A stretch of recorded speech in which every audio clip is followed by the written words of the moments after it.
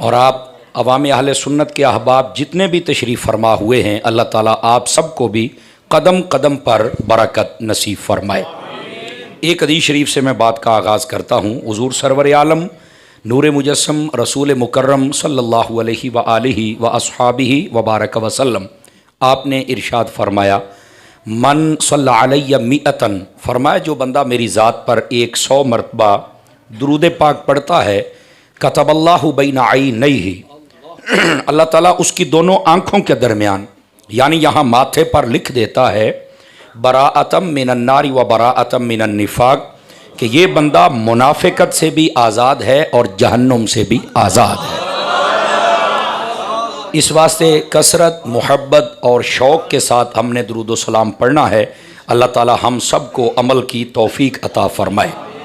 گرامی قدر حضرات، آئیے جو میں نے آیت طیبہ پڑھی ہے، میں چاہتا ہوں کہ اس کا سہارا لے کر بات کو آگے بڑھاؤں۔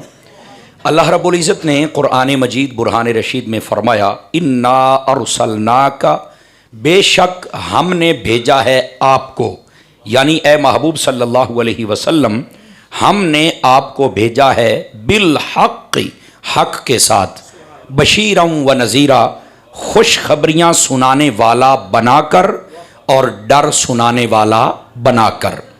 یہ بالکل سادہ سا مفہوم ہے اس آیت بینہ کے اس حصے کا۔ مفتی احمد یار خان نعیمی رحمۃ اللہ علیہ کہتے ہیں، اس آیت کے پہلے حصے پر اگر کوئی بندہ منصف مزاج غور کر لے تو اسے حضور کا میلاد سمجھ آ جائے گا۔ پوچھا وہ کیسے؟ اللہ تعالیٰ نے ارشاد فرمایا، ارسلناک، ہم نے بھیجا ہے آپ کو اے محبوب۔ فرمایا اللہ کا بھیجنا اور حضور کا آنا یہی میلاد، سادہ سی، کوئی لمبی چوڑی بات نہیں ہے۔ اللہ نے بھیج دیا اور حضور تشریف لے آئے تو یہ میلاد ہو گیا۔ ویسے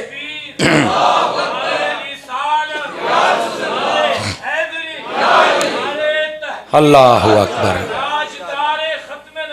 زندہ باد زندہ باد۔ ویسے یہ میلاد عربی زبان کا لفظ ہے، اس کا معنی ہوتا ہے پیدا ہونا۔ انگلش میں برتھ ڈے کہتے ہیں، پنجابی چ جمنا کہہ چھڑ دینے۔ زبان بدلتی ہے، لفظ بھی بدل جاتے ہیں، مطلب پیدا ہونا۔ آقا کریم جب دنیا میں جلوہ گر ہوئے نا، اس بات کو میلاد کہا جاتا ہے۔ بات سمجھ آ رہی ہے آپ سبھی حضرات کو؟ تو آقا کریم صلی اللہ علیہ وآلہ وسلم، آپ کی تشریف آوری کا ذکر یہ میرے رب نے خود فرمایا ہے۔ اور مفتی صاحب نے ایک اشارہ دیا ہے، غور کیجئے گا۔ کہا کہ ہم داڑھی رکھتے ہیں کیوں؟ کہ حضور کی سنت ہے۔ امامہ رکھتے ہیں کیوں؟ حضور کی سنت ہے۔ تو فرمایا آمد مصطفیٰ کا ذکر کیا کرو، کیوں؟ فرمایا رب کی سنت ہے۔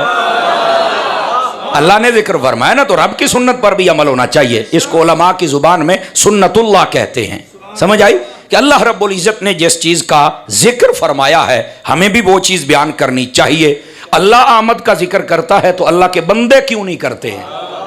اب بات سمجھ آ رہی ہے آپ سبھی حضرات کو؟ تو ضرور آقا کریم علیہ السلام کی آمد کا ذکر کیا کریں۔ اور میں یہ بھی بات بتا دوں، بسا اوقات یہ نا ایک الجھن پیدا کی جاتی ہے آقا کریم علیہ السلام کے میلاد پر۔ عشق والے ویسے بڑی بڑی الجھنیں ہٹا لیتے ہیں، یہ چھوٹی موٹی تو چیز ہی کوئی نہیں ہوتی، لیکن پھر بھی کئی بندے پریشان ہو جاتے ہیں۔ لو جی، نبی پاک کے آنے کی خوشی کرتے ہو تو جانے کا غم کیوں نہیں کرتے؟ تو یہاں ایک سادہ بات کہہ لیتا ہوں، میں نے کہا جانے کا غم وہ کر لے جس کا نبی مر گیا ہے، تو جن کا زندہ ہے وہ کیسے غم کرے؟ ہمیں بھی سمجھا دینا یار۔ توجہ نہیں فرمائی آپ حضرات نے؟ فرنٹ سیٹوں والے ذرا میرا ساتھ دیں گے؟ تو بھائی جس کا نبی مر گیا وہ کر لے۔ دیکھیں موت کے ہم بھی قائل ہیں کہ موت آئی ہے لیکن مارنے آئی تھی، اور جا اپنا کام کر، یہ موت میرے نبی کے قدم چومنے آئی تھی۔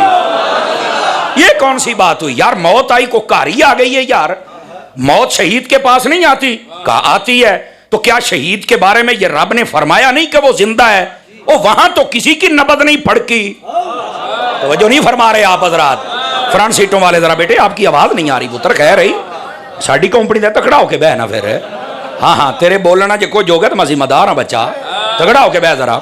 بھائی شہید کے بارے میں یہ کہا گیا کہ وہ زندہ ہے، آج تک کسی کی نبض نہیں پھڑکی کہ جناب وہ قبر میں ہے تو پھر کیسے زندہ ہے؟ تو نبی کے بارے میں لوگوں کو کیا ہو گیا ہے؟ شہید کا رتبہ تو کم ہوتا ہے، میرے نبی کا تو نبیوں سے بھی زیادہ ہے۔